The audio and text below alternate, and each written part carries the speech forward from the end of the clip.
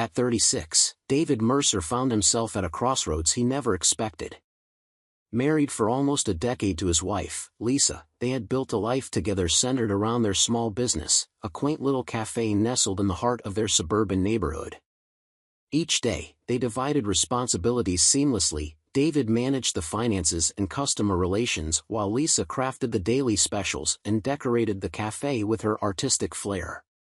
Their partnership extended beyond work. They were parents to two young boys, Ethan, 5, and Noah, 2, who filled their home with laughter and joy. David was meticulous, a trait that served him well both as a husband and father. Every evening, he made it a point to help Ethan with his coloring books, patiently guiding him as he experimented with different colors. On weekends, he orchestrated family outings to the local park, where he encouraged his sons to climb, explore, and play. He reveled in creating a loving home, believing that every moment mattered in shaping their future. The family dynamics seemed perfect, filled with warmth, laughter, and a deep sense of devotion. However, the surface of their idyllic life began to ripple during a community blood drive one sunny afternoon. David and Lisa had decided to participate, driven by a sense of civic duty. As they filled out the paperwork, David joked about how they were about to become community heroes. When he received his donor card, he glanced at the blood type noted, "Oh." It was an ordinary moment, yet something in the back of his mind stirred, a whisper of doubt. Later that evening, as they sat down to dinner, David found himself recalling his children's blood types, a seemingly trivial fact he had memorized during his fatherhood journey. But then, a chilling realization crept in. Ethan, their eldest, had been tested in a school health program and received a blood type of A. Noah, only 2, hadn't been tested yet, but Lisa had assured him she was O as well, which should have meant both boys should be the same as David's. The conflicting information sent David spiraling into disbelief. A knot formed in his stomach as he replayed the day's events in his mind, the laughter of his boys turning to whispers of doubt. He couldn't shake the nagging thought, if he was truly their father. Panic set in as he considered the implications of this unsettling possibility. How could he be the father of children with different blood types? With anxiety tightening its grip, David felt the ground beneath him begin to shift, his seemingly perfect life suddenly feeling fragile, poised on the edge of chaos. Determined to uncover the truth, he resolved to take matters into his own hands, setting in motion a series of events that would alter their family's life forever. Determined to find answers, David Mercer spent the following days in a fog of disbelief and anxiety. Every moment at home felt tainted by the growing uncertainty about his family's foundation. He couldn't look at Ethan and Noah without feeling the weight of the question looming over him. Were they truly his sons? The thought gnawed at him, stealing the joy from their playful interactions. After several restless nights, he devised a plan. During a routine visit to a local pharmacy, he spotted a discreet shelf stocked with home paternity test kits. His heart raced as he picked one up, the weight of the box feeling heavier than it should. He quickly grabbed 2, telling himself that it was just a science experiment for the boys, nothing more. The facade of a fun activity would allow him to gather the evidence he desperately needed without raising Lisa's suspicions. That evening, as Lisa took the boys to the park, David seized the opportunity. He retreated to the quiet of their home, the test kits spread out on the dining room table. He felt a mixture of dread and determination, knowing that the results would either confirm his worst fears or bring him relief. With trembling hands, he carefully swabbed the inside of Ethan's cheek, then Noah's, sealing the samples in their respective tubes. When Lisa returned home, the tests were tucked away, and David forced himself to act normal, laughing at the boys' antics as if nothing was amiss. The joy he feigned felt like a mask hiding the turmoil brewing beneath. That night, he lay awake, staring at the ceiling, the silence of their bedroom echoing his inner conflict. What if he wasn't the boy's father? Would he still love them? The questions consumed him. The next few days crawled by, filled with a mixture of hope and dread. Each time the doorbell rang or the phone buzzed, David's heart raced, anticipating the arrival of the test results. He clung to the idea that there had to be a mistake, perhaps a mix-up at the blood drive or an error in the testing process. Finally, the day arrived. As he opened the envelope, his hands shook. The results were printed clearly, neither child was biologically his. The world around him blurred as he processed the devastating reality. It felt as if the ground beneath him had crumbled away. He staggered back, clutching the edge of the table for support, disbelief washing over him. David's heart shattered into a million pieces. How could this be happening? Thoughts raced through his mind, filling him with confusion and anguish. He loved those boys deeply, and yet now, everything felt tainted. He was thrust into a storm of emotions, betrayal, anger, and a profound sense of loss. The very foundation of his family, built on love and trust, now felt like a lie. In that moment, David knew he could no longer ignore the truth. The revelation shattered the illusion of his perfect life, and he was left with a decision to make, a decision that would change everything. In the days following the shocking revelation, David Mercer found himself grappling with an emotional turmoil that felt unbearable. He could barely focus on his work at the cafe, each smile from a customer or laugh from his boys now a painful reminder of the deceit he felt. Every family outing became a facade. He was present physically, but emotionally, he was miles away. Determined to confront the truth, David decided to keep the results of the paternity tests a secret for now. He felt an overwhelming need to collect more evidence before confronting Lisa. He was torn between the love he had for his children and the betrayal that clawed at his heart. One evening, while Lisa was busy preparing dinner, David concocted an elaborate plan to maintain normalcy. He suggested a fun family game night, eager to mask the brewing storm inside him. They played board games, laughter echoing off the walls, but David found it increasingly difficult to engage. He watched as Lisa effortlessly interacted with Ethan and Noah, her face lighting up in a way that only fueled his growing resentment. As the weeks passed, David became a master of pretense, crafting elaborate stories to distract himself from the gnawing anxiety. Yet, beneath the surface, a quiet storm brewed. He wrestled with the realization that the bond he had formed with the boys was based on a lie, an illusion that felt too fragile to hold. He couldn't shake the thought that they weren't really his.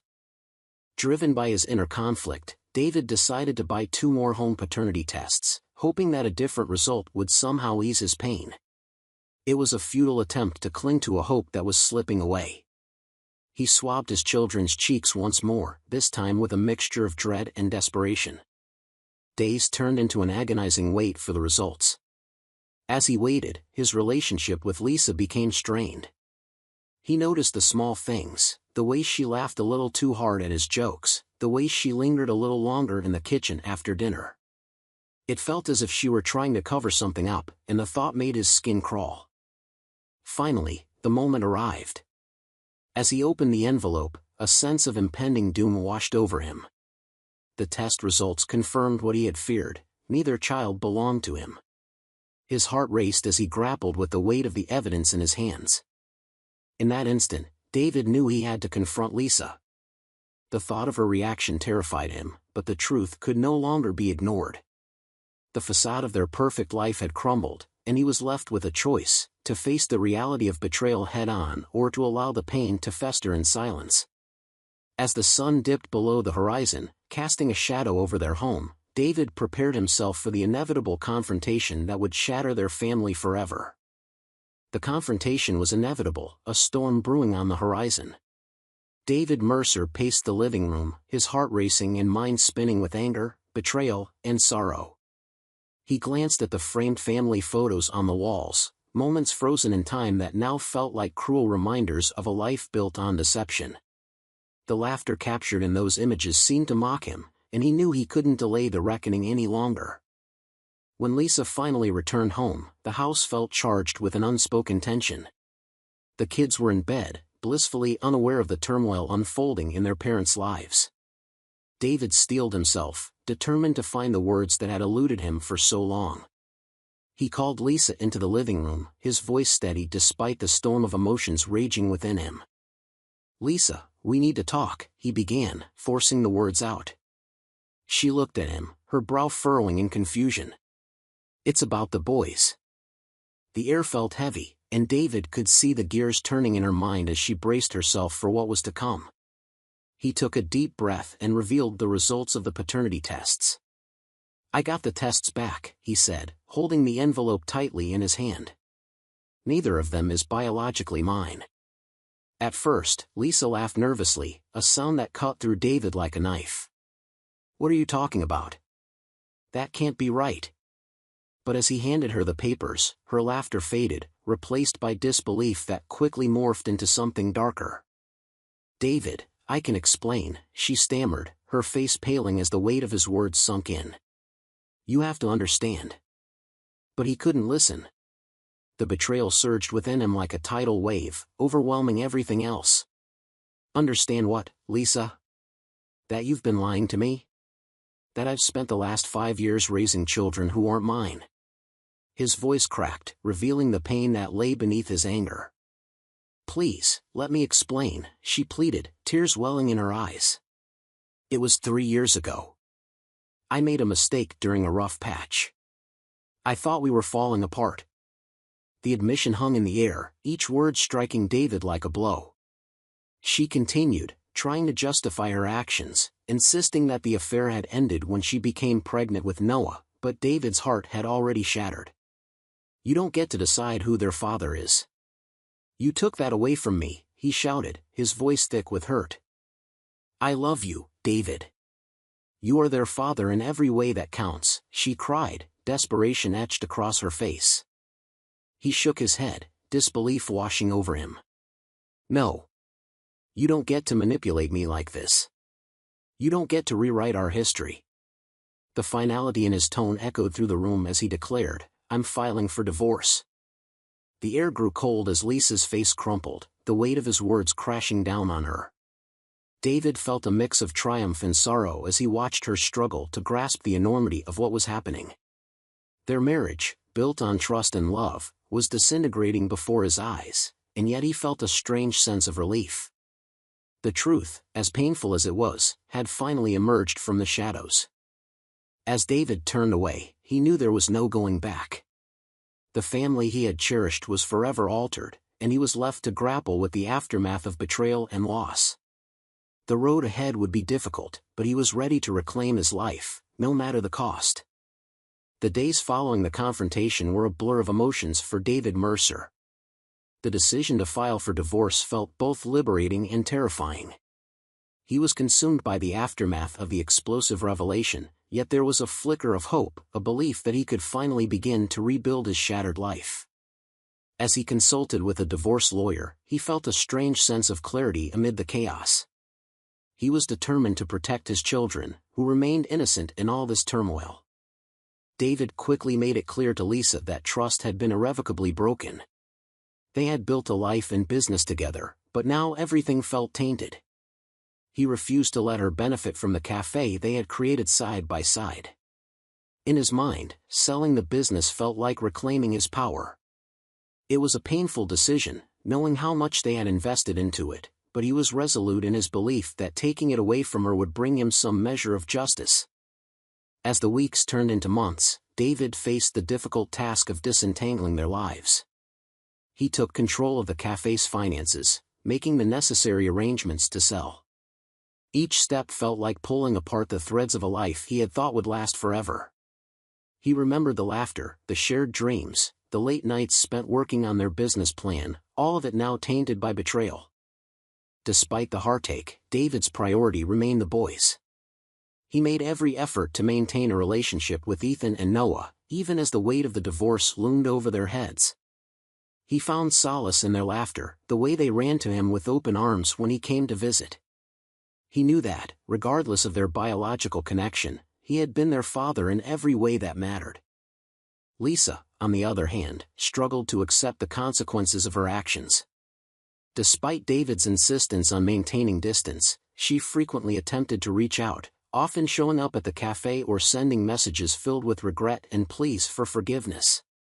She even suggested having more children together, claiming that their bond was still intact. Each attempt left David feeling more exasperated, as it became painfully clear that she still saw the boys as bargaining chips in her efforts to repair their shattered relationship.